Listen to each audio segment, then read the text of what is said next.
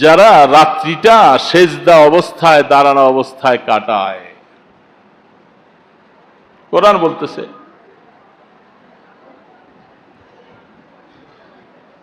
আল্লাহ রাব্বুল আলামিন এরকম রাত্রি অবস্থায় সেজদা অবস্থায় দাঁড়ানো অবস্থায় কাটানোর কথাটা তো কোরআন বলতেছে।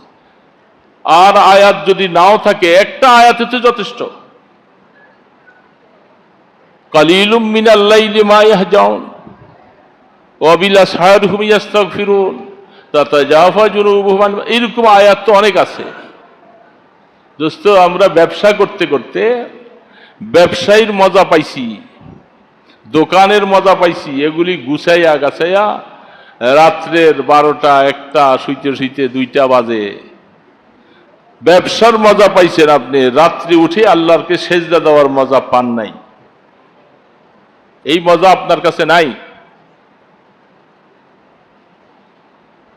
মজা পাওয়ার জন্য মজার সময় আপনাকে উঠা লাগবে। আপনি বলবেন হুজুর আমি তো পেটের দায় করতেছি। আরে যেখানে হাদিসের মধ্যে বিভিন্ন জায়গা আসছে রাত্রি ঈশার পরে দুনিয়াবি মুআমেলা করা জায়েজ নাই, কেন আল্লাহ রসুল কথা বলে গেলেন? যেহেতু রাত্রে এই পর্যন্ত সারাদিন ব্যবসা করছো, তোমার ব্যবসাটা এখন ক্লোজ করো। সিস্টেম তো তুমি বানাই নিছো, এটাকে ক্লোজ করো, করে তাড়াতাড়ি দিমাগের ভিতরে রাখো যে আমাকে তো আল্লাহর সাথে একটু স্যারগুশি করা লাগবে, আল্লাহ পাকের সাথে একটু কথাবার্তা বলা লাগবে। আমার এই ব্যবসা আর এই দুনিয়ার হায়াতই তো শেষ না, এটা তো আমার সীমিত সময়ের জন্য। ওই যে মাগরিবের আগে বৈশা বলছিল আমাদের একজন সাথীরা যারা ছিল, আমাকে এই ব্যবসা ব্যবসা ব্যবসা ব্যবসা করতে করতে আমি হায়াত শেষ করে দিব। সামান্য কয়েকদিনের হায়াত অনাদি অনন্তকালের জন্য আমি কি করলাম? আমাকে তো আমার হায়াতের দামি বানাইয়া আল্লাহ পাকের কাছে আমাকে যাওয়া লাগবে, এ তো এর কোনো বিকল্প পথ নাই। এমন কোন পথ আছে যে না যাইয়া পারা যাবে? যদি না যাইয়া থাকা যেত তাহলে যা মনে চায় তাই করা যেত। যেহেতু বোঝা যাচ্ছে আমাকে যাওয়াই লাগবে, তো যাওয়া যেহেতু লাগবে, উনি ওনার সাথে সম্পর্ক করার কতগুলি মাধ্যম আপনাকে আমাকে দিছেন। আল্লাহ পাকি মাধ্যমগুলি দিছেন না?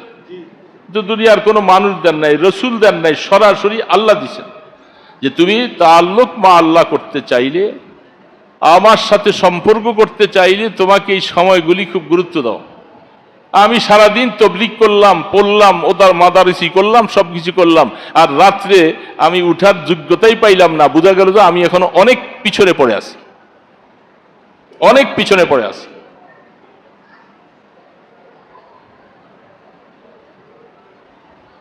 ছাত্র জীবনও তাহাজ্জুদ পড়া যায়, পড়া যায় না?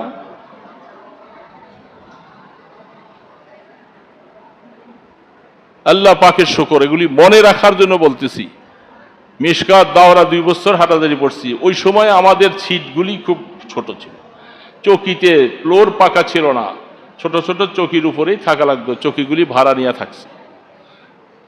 মসজিদটাও বন্ধ থাকতো, বারান্দাও খোলা ছিল না। রাত্রে মনে চাইলেই, যাদের সিটগুলি ওইভাবে ক্যাবলার দিকে ফিরানো না, এরা রাত্রে চাইলেই 2 রাকাত নামাজ পড়তে পারত না, কারণ চৌকিটা 2.5 ফুট মাপা।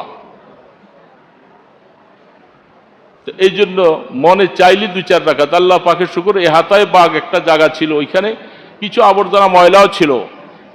দিনের বেলা সবক হতো, কোনো পাখা নাই, বাতাস নাই, কিছু নাই, ওই একটা যায় নামাজ নিয়ে অনেক সময় মনে চাইছে ওইখানে যাইয়ে 2-4 রাকাত নামাজ পড়ছে।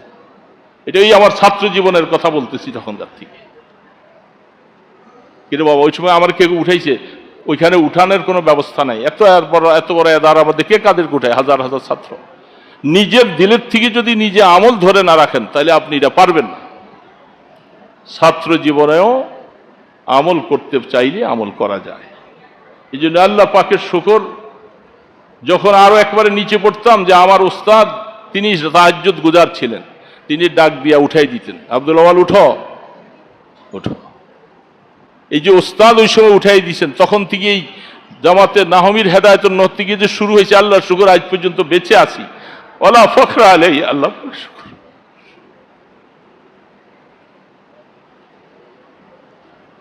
এই জন্য দোয়া চাই আপনাদের কাছে, বাকি হায়াত যে কতদিন আছে আমি যেন এই আমল থেকে যেন মাহরুম হয়ে না যাই, আমল থেকে যেন বঞ্চিত হয়ে না যায়। আল্লাহ পাক যে আমল তুমি ধরাইছো এগুলা নিয়ে যেন কবর পর্যন্ত যাইতে পারি, দোয়া চাই আপনার কাছে। বাবা চেষ্টা করলে আল্লাহ করায়, চেষ্টা করলে আল্লাহ করায়। আম্মান হুয়া কানিতুন আনা আল-লাইলি সাজিদান ওয়া ইয়াহজারুল আখিরাতা ওয়া ইয়ারজু রাহমাতার। আখিরাতের ভয়াবহ অবস্থার কথা দিলে আসে আর আল্লাহ পাকের রহমত ভিক্ষা চায়। এই আয়াতের উপরে যে সমস্ত ব্যাখ্যাগুলি মুফাসসিরিনে কেরাম লিখছেন, বড় বড় মুহাদ্দিসিন লিখছেন, হাল ইয়াস্তাবিল্লাযিনা ইয়ালামুনা ওয়াল্লাযিনা লা ইয়ালামুন। যেখানে এলেমকে মাদ্দা বানাইছে, তার মূল ধাতু বানাইছে এলেম, জাননেওয়ালা আর না জাননেওয়ালা এক বরাবর না, অর্থাৎ আলেম আর জাহেল এক বরাবর না। সেই ব্যাখ্যার মধ্যে অনেক কথা আনছে, অনেক কথা আনছে। যিনি আলেম, নিজকে আলেম বলে দাবি করে, আর ওনার কাছে এইভাবে আল্লাহ পাকের খাসিয়ত আসবে না, আল্লাহ পাকের মহব্বত আর ভয়ভীতি আসবে না, সে আলেম না, সে শুধু ভাষার কিছু পণ্ডিত। তার এই ভাষার পাণ্ডিত্য দিয়ে কোনো লাভ হবে না। যেখানে আল্লাহ পাক এটাকে ফরক করে দিয়েছেন, পার্থক্য করে দিয়েছেন, হাল ইয়াস্তাবিল্লাযিনা ইয়ালামুনা ওয়াল্লাযিনা। এই জন্য আলেম ভাইয়েরা, তাদেরকেও বলতেছি, আপনাদেরকেও বলতেছি, ব্যবসা বাণিজ্য করতেছেন খুব খুশি খুশি, আল্লাহ পাক টাকা পয়সা দিতেছেন, বাড়ি বানাইতেছেন, ছেলে পেলে বিবাহ দিতেছেন, গাড়ি আছে, সবকিছু, কিন্তু রাত্রে উঠার অভ্যাস যদি আল্লাহ আপনাকে দিয়ে থাকে, আমি বলবো এগুলি কিছু না দিলেও আল্লাহ আপনাকে সবচেয়ে মূল্যবান সম্পদ দিছে। কারণ দিলটা মাওলার সাথে গাথা থাকে, মাওলার সাথে গাথা থাকে। এইভাবে যদি আপনি হায়াতটা কাটান চেষ্টা করেন, এটা আল্লাহ পাকের ইচ্ছা। তিনি মাফ করতেও পারেন, নাও করতে পারেন, কিন্তু আমাকে ধর্ণা দিতেই হবে। আর আল্লাহ পাকের সাথে মহব্বত লাগাবার উত্তম সময় সেখানে নিরিবিলি মনের কথা বলা যায়, যেটা অন্য কোনো সময় বলা যায় না। এই জন্য অনুরোধ করব তালেবের ইলম, আলেম ভাইয়েরা যারা, আমি নিরঙ্কুশ নির্ভেজাল ভাবে আমার মাওলাকে রাজি করতে হলে আমাকে একাকী হতে হবে। একাকী যেই মজার যে স্বাদ পাবেন, এটা আপনি বিশাল কাফেলার সাথে সেই স্বাদ পাওয়া যায়। দুনিয়া কামাবার জন্য কিছু রিজিকের তালাশ করতেছি, চেষ্টা করতেছি, রিজিক আল্লাহ আপনার জন্য যা নির্ধারণ করে রাখছেন অতটুকুই পাবেন। 3 হাতে খামচাইলেও কাজ হবে না, এর বাইরে 1 পয়সাও বেশি পাবেন না। যেটা আল্লাহ নির্ধারণ করে রাখছেন সেটাই পাবেন। কিন্তু আমি আমলের দিক থেকে আল্লাহ পাকের কাছ থেকে নিতে পারলাম না, আমার হায়াত শেষ হয়ে গেল, আমি শুধু ঘুমাইতেই থাকি, ঘুমাইতেই থাকি। এই বড় রাত্র আসতেছে, তখনও যেরকম, এখন ছোট রাত, এখনো সেই বড় বড় রাতগুলির মধ্যে আইসে হায় হায় শুইতে শুইতে কাল এইদিকে সেদিকে করট পাল্টায়, ঘুম শেষ হয় না, রাত শেষ হয় না, তারপরে উঠা একটু আল্লাহকে সেজদা দেওয়ার মতো মন উঠে না। কি গাফেল, কি গাফেল। তারপরেও শুয়ে শুয়ে অবস্থা। এই জন্য বড় বড়রা আকাবিরিনদের জীবনীটা সামনে রাখা লাগবে।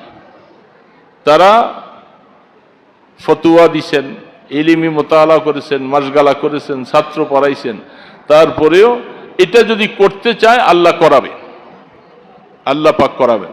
এই একটা যোগ্যতা অর্জন করার জন্য চেষ্টা করব তো সবাই ইনশাআল্লাহ।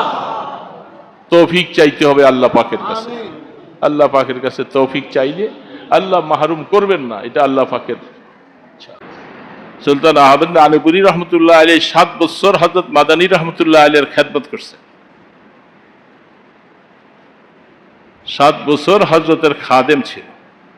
এই যে মাদানী রহমতুল্লাহ আলীর গায়ের একটা জুব্বা, লাঠি, শেরওয়ানি হযরতকে হাদিয়াও দিছিলেন। হযরত মাঝে মধ্যে আমাদেরকে দেখাইতেন এব্রতা। তো এই জন্য ওনার বায়াত ছিল মাদানী রহমতুল্লাহ আলাইহির হাতে। দেশে আসার পরে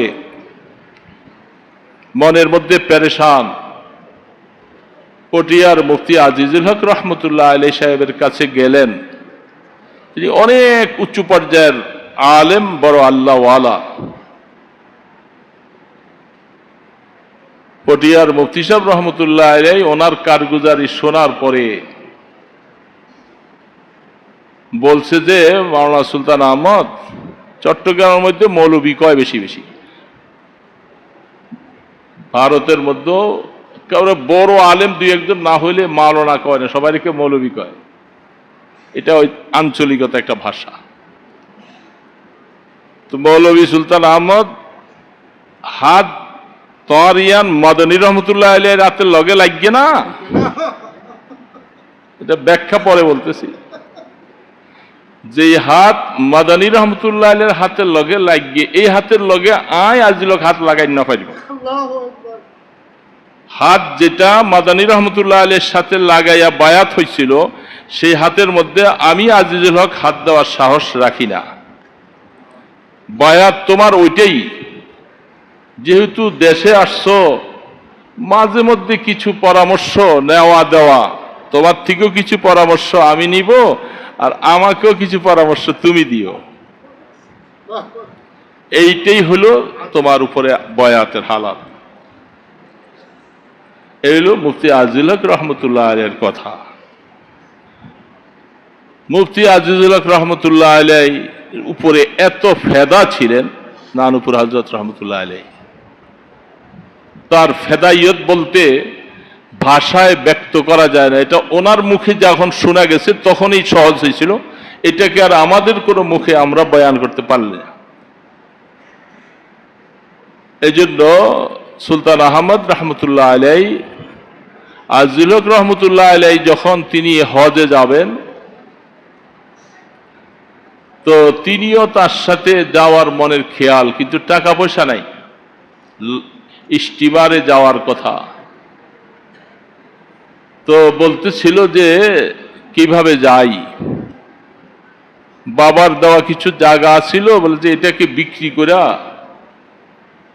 হজে যাওয়ার জন্য। ওই জমানায় 1200 কি 1300 টাকা লাগতো। এই টাকা ম্যানেজ করার মতো কোনো ফায়দা ব্যবস্থা হয় নাই। তারপরেও উনি চিন্তা করতেছিল যে কিভাবে ব্যবস্থা করে। এখন হযরত হজে যাবেন, তিনি বলেন যে আমার মনে চায় যে আমি স্টিমারে ঝাঁপ দিয়ে হইলো দেয়া, পানিতে ঝাঁপ দিয়ে ওনার সাথে স্টিমারে উঠবো, যদি কোনো অবস্থাতে যাওয়ার ব্যবস্থা না হয়। তখন সামান্য জায়গা বিক্রির জন্য চিন্তা করলেন। বলে তো এগুলি আমার ভবিষ্যৎ কি, ছেলে পেলে সামান্য জায়গা বাবা দিয়ে গেছে, ওইটা বিক্রি করেও তিনি তার শেখের সাথে হজের সফরে যাবে। সর্বশেষ অবস্থায় ওটুকু বিক্রি করার প্রস্তাবনা দিয়া তার পিসাবের সাথে হজে যাবে। তো বলেন যে আমার এটা বিক্রি করে দিছি আমি তো, কিন্তু আমি যে আমার শেখ মশের সাথে হজের সফরে যাইতে পারলাম, বাস আমার আর কিছু লাগবে না। দুনিয়া আমার আল্লাহ পাক দেখবা না দেখ, এটা আমার দেখার বিষয় না। আল্লাহ সুবহানাহু ওয়া তাআলা পুরা ফেদাইয়ত দিয়েছিলেন, সব বিক্রি করে যেহেতু হযরত হজে যাবে আমি যাব। তিনিও সফরে গেলেন তার সাথে। মুফতি আজিজুল হক রহমতুল্লাহ আলাইহির জীবনী লিখছেন কিছু, আমাদের দেশে অনেকে আছে।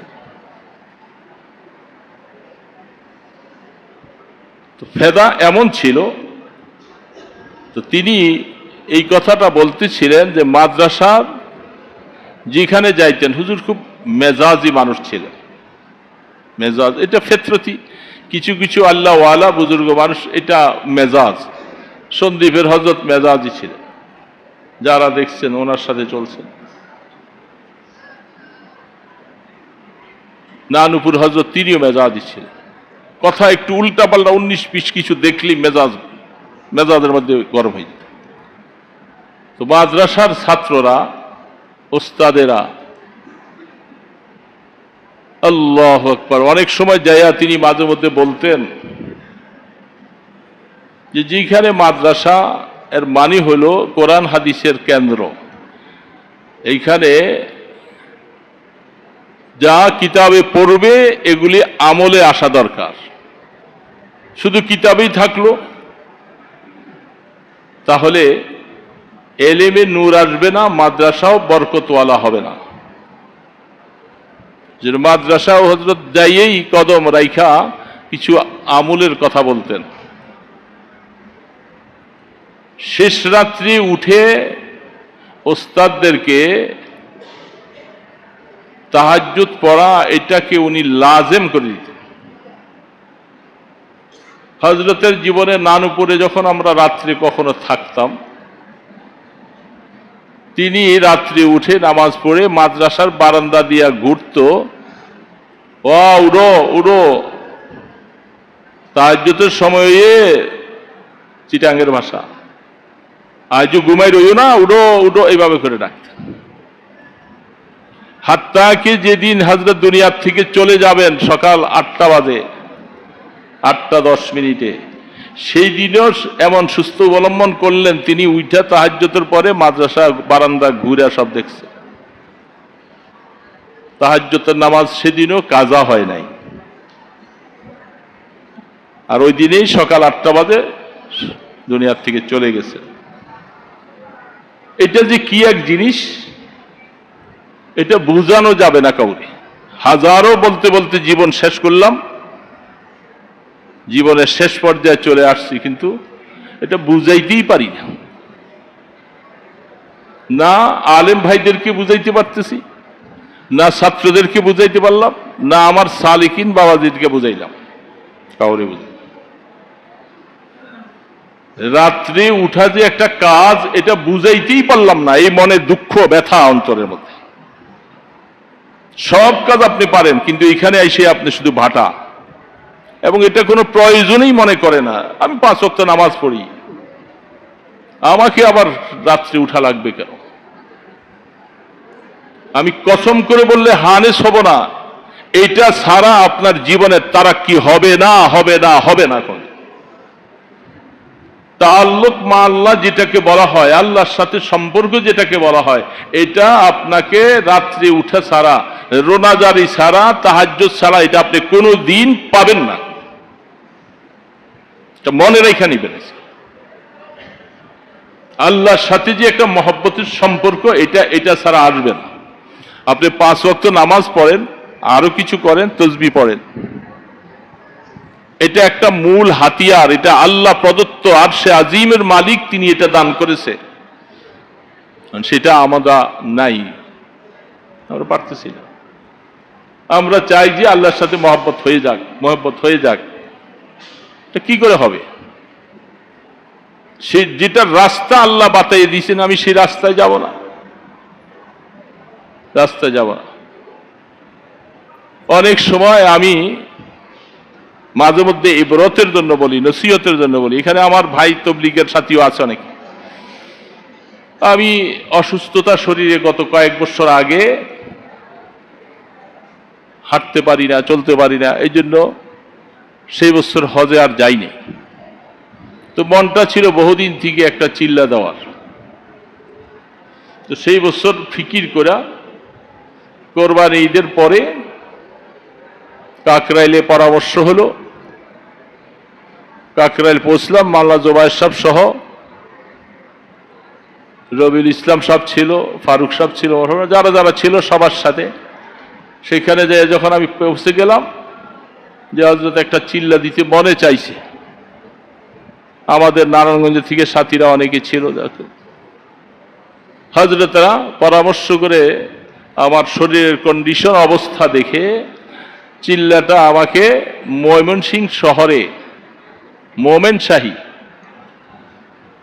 নাম দুইটা, একটা নামের 2 নামে ডাকা হয় সেখানে। একটা হলো মোমেন শাহী, এটা ওলামায়ে কেরাম ডাকে, আর এমনি বই পুস্তকের ভাষা হইল ময়মনসিংহ। বেশ কম আছে না? একটা মোমেন শাহী আর একটা ময়মনসিংহ, বেশ কম। তো সেইখানে পুরা চিল্লাটা অনেকে অনেক রকমের মন্তব্য করছে আমার ব্যাপারে। কয় দেখো না 10টা দিন কোন রকম থাকতে পারিনি। যা হোক একদিন দুদিন করে করে যাইতেছে, অনেক মন্তব্য আসছে বিভিন্ন সময়। তো আল্লাহ পাকের শুকর, হাত্তাকে আমাদের মসজিদের সামনে একটা বিশাল জনসভা ডাকা ছিল, কি ব্যাপারে জানো? এখান থেকে এরা বারবার টেলিফোন করে বলছে, হুজুর আমরা গাড়ি পাঠাই দিব, আপনি আসবেন, বাসায় যাবেন না, এখানে উপস্থিত হয়ে আবার আপনাকে পাঠাই দিব। আমি বলছি যে আল্লাহর ওয়াস্তে মাপ চাই, আমি আসছি তো চিল্লা বাইরে আসছি, আমি আর চিল্লা শেষ করা ছাড়া যদি আল্লাহ হায়াতে বাঁচিয়ে রাখে আমি আর অন্য কোথাও যাব না। যা হোক আল্লাহর শুকর, নারায়ণগঞ্জ থেকে বহু নসরত, বহু মানুষ গেছে। ময়মনসিংহ শহরের মধ্যে অনেকে বলতেছিল কয় যে ময়মনসিংহ শহরটা যেন নারায়ণগঞ্জ হয়ে গেছে, এত নসরত লোকজন গেছে। তো আমি যে কথাটা বলার জন্য এই কথাটা শোনাইতেছি সেটা হলো, তো চিল্লা তো আমার নাম কাওয়াজতে, আমি নামের খসম আজিজ মিছিল, আমি কিছু বুঝিও না তবলিগের, আমারে আমির বানাইছে বলে, আর মানুষ পাইছিল না তোমরা। যাই হোক, আমারে আমির বানাইছে, আমি সেখানে 3 দিন বিভিন্ন মসজিদে থাকছি। এই যে আমার সাথীরা যারা ছিল, একটা অভ্যাস, রাত্রে শুইতে দেরি করে ফেলে। তো রাত্রে শুইতে দেরি করলে এদেরকে রাত্রে তাহাজ্জুদ পড়তে উঠাইতে পারি না। এই যে আমাদের সাথীরা সবাই তাহাজ্জুদ পড়তে উঠাবার জন্য উঠে না, কারণ ওই যে শুয়ে দেরি করে খাওয়া দাওয়া আবি যাবি আয়োজন ফায়োজন করে করে শুইতে শুইতে অনেক দেরি। এখন দেরির কারণে শেষ রাতে উঠতে পারে না। ফজরের আগে এদেরকে ডাইকা উঠাইয়া তাড়াতাড়ি করে জামাত ধরাইতে হয়। এটা আমার কাছে খুব কষ্ট লাগছে। আর আমি নিয়ত করেছিলাম যে আল্লাহ পাক যেন পুরো সফরের মধ্যে যদি একদিনও যেন এটা আমার কাজা না। তা আল্লাহ পাকের শুকর, লাখো শুকর, আল্লাহ পাক পুরাপুরি চিল্লাটা এই নিয়মের উপরে চলতে দিছে। আর একটা নিয়ত করেছিলাম যে আমার তকবীরে উলা যেন একদিনও 40 দিনের ভিতরে কাজা না হয়। একদিন হঠাৎ করে আমি অসুস্থ হয়ে পড়ছিলাম। এই অসুস্থ হওয়ার কারণে পেট ব্যথা, একজন বড় ডাক্তারের কাছে আমাকে নিয়ে যাবে, তো নিয়ে গেছেন ওনারা। ডাক্তার সাহেব দেখার পরে কিছু ওষুধ দিলেন। এখন ঘড়ি দেখতেছি জ্যামে পড়ে যায়। আমি ওই যে মসজিদে আমাদের জমাত, সেখানে যে তাকবীরে উলা পাওয়া আমার জন্য কষ্ট হয়ে যাচ্ছে। আমার মধ্যে খুব পেরেশান ছুটে গেছে, আসলে ঘাম আইসা গেল। কারণ 40 দিন তাকবীরে উলা 5 ওয়াক্ত নামাজের মধ্যে ঠিক রাখতে যায়, আজকে যেমন মনে হয় ছুটে যায়।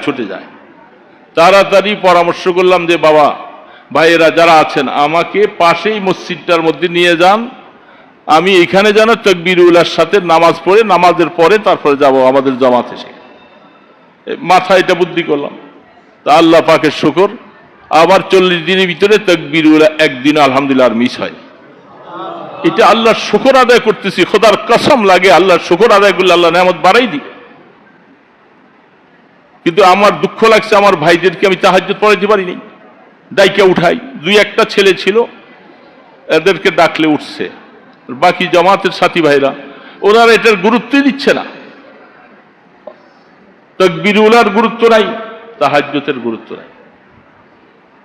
এটা বলতেছি বুঝার জন্য। আজ থেকে কয়েক বছর আগে আমি চাঁদপুর হামচর বা ওই দিকের থেকে মাহফিল শেষ করে শেষ রাত্রে রওনা দিছি। মতলব ফেরিঘাটে আইসা ফেরি ধরবো, ফেরি ধরে এই পারে আসবো। ফেরিঘাটের সাথে একটা মসজিদ। গাড়ি থামাবার পরে চলো অজু, সবারই আমাদের সাথী যারা আছে আমরা 3-4 জন গাড়িতে ছিলাম। ফেরিটা একটু দেরি আছে, আমরা ফেরি থাকলেও জামাত ধরবো। যাইয়া মসজিদের গেটে যাইয়া দেখি যে ভিতরে শোয়া অনেকে, মশারি খাটানো। জামাতের টাইম ঘড়ির দিকে চাই দেখি, পেরেশান হয়ে গেলাম। তাড়াতাড়ি ডাক দিলাম, ওনারা খুললো। খোলার পরে দেখি যে এখানে একটা ছাত্রদের, কলেজের ছাত্র সহ একটা তবলিগের জামাতের সাথীরা। হায় হ্যাঁ ইন্না লিল্লাহ, আপনারা শুয়ে রয়েছেন। এখন আমরা ডাইকা উঠাইছি। উঠানোর পরে ওনারা উঠছেন বেডিংপত্র গুছে, জামাতের টাইম তো শেষ হয়ে যাচ্ছে, এখন একটু পরে নামাজ দেবো। তো আমার সাথে যে ছিল আমরাই নামাজে দাঁড়াইলাম, ওনাদেরকে বলছি আপনার তাড়াতাড়ি অজু করে আইসা জামাতের শরীক হন। তো আপনারা যদি জামাতের সাথী হইয়া আপনাদেরকে এইভাবে ডাইকা উঠানো লাগে, নামাজই কাজা হয়ে যাবে, তাহলে আপনারা কি তবলিগ করতে আসছেন? এই জন্য মজবুত যদি আমিন না থাকে সেইখানে এইভাবে ছেড়ে দিলে কাজের মধ্যে ব্যাঘাত ঘটে। তো বলতেছিলাম যে এই কথাটা, যে আয়াতটা পড়েছি বরকতের জন্য,